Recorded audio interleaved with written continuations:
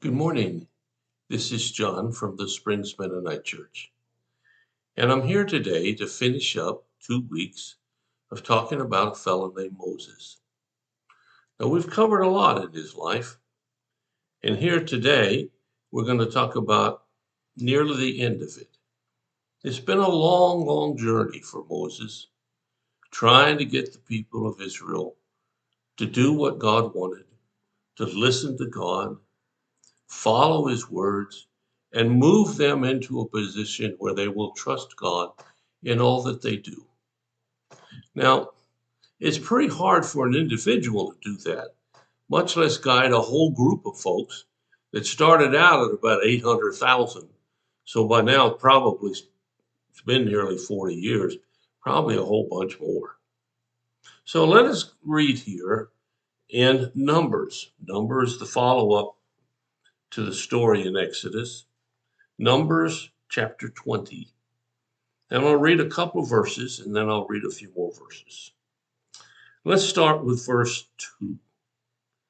There was no water for the people to drink at that place, so they rebelled against Moses and Aaron. The people blamed Moses and said, "If we had only died in the Lord's presence with our brothers, why have you brought the congregation of the Lord's people to this wilderness to die, along with all of our livestock? Why did you make us leave Egypt and bring us here to this terrible place?" Okay, let's face the facts. After nearly 40 years of watching God provide for them, they're still complaining when something goes wrong. And they're still saying, "Why didn't you just let us die in Egypt?"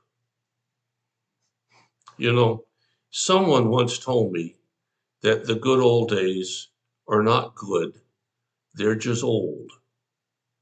We forget that the past had a lot of issues that weren't good and a lot of things that happened that we tend to forget about and instead sort of embellish the good points and pretend that that's really what the past was about.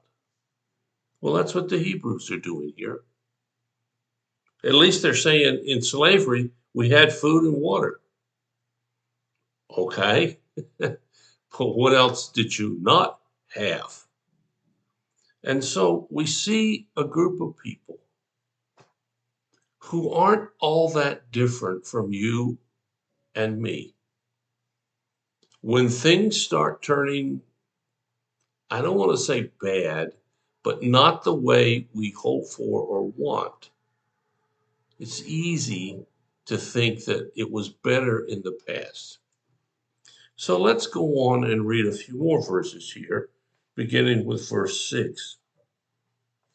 So Moses and Aaron turned away from the people and went to the entrance of the tabernacle, where they fell face down on the ground.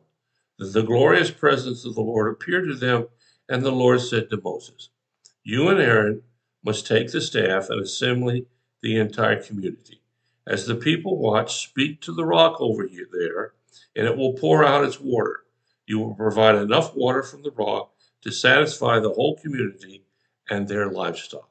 Now, this refers to the same thing that we talked about on Monday in Exodus chapter 17. God tells Moses to go to a rock and speak to the rock, and it'll provide water. Now, this is an interesting piece because God gives us instructions of what he wants us to do. And sometimes they're very specific. Sometimes they're very general. If God directs me personally to go see somebody, that's a specific thing. If God doesn't do that, but tells me I should be compassionate of folks and I should care about them and I should forgive them, that's a general thing. Both of which you and I are responsible to do. We know what to do. Almost everybody does. It's not a question of whether we know it, it's a question of whether we do it. And so we read on a little bit further. So Moses did as he was told. He took the staff from the place where it was kept before the Lord. He summoned the people, and he tells them, he raised his staff, and instead of speaking to the rock, he hits the rock twice. Now, I know this seems awfully picky, but in God's ways, when he says something, he means it. He really does. If he gives you a specific command to go do something, you better go do it. Now, how he talks to you is a whole nother series of devotions. But things like caring about people, being generous, being forgiving, those are out there for all time, not just for one time or two times or when we feel like it. So he hits the stone twice and water gushes out. The fact is, the people got their water. God didn't punish them because Moses messed up. But it is interesting what we read next in verse 12.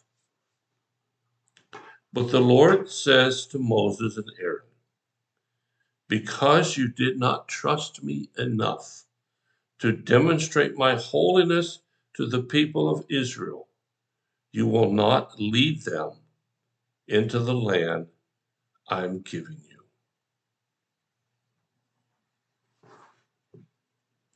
Now that's a harsh punishment. After all those years, Moses is told he cannot go into the promised land. Why? Because he disobeyed God. Now, this is 6,000 years before Jesus comes onto the scene. Before sin can be forgiven at any moment by just honestly confessing it. I don't know how Moses felt. It never tells us. If you read the rest of this, he never expresses anything to tell us what he thought about this situation. But the point is, when God gives commands, there are no exceptions. Not, well, but, or, well, you don't understand. Well, okay, next time. It's, no, do it God's way. When we do it God's way, we know that he absolutely is going to provide for us. We know that whatever consequence happens after that, we're in the right. Now, whether other people recognize it or not doesn't really matter. What matters is that God does. And so in your life, in my life, and everyone who's listening to me, or maybe will listen later, it's important that we live our lives obeying the teachings of the Lord. And when we mess up, we can at least ask for forgiveness. So I hope you'll think about your life. How does yours reflect God? Maybe you don't realize it, but other people looking at you certainly do. Well, thanks for listening to me these last 2 weeks as I ponder about this guy named Moses. I hope you've gotten a few nuggets to think about. I'll start another topic next week. We'll keep moving on. Pretty soon, I guess I'll have to say something about Thanksgiving and Christmas because they're not too far away. So have a great, great weekend. Have a great day in the Lord. And thank you so much for listening. If you have a need or a concern, let us know. We'll do whatever we can as fast as we can to help meet your need. Take care. I'll talk to you again.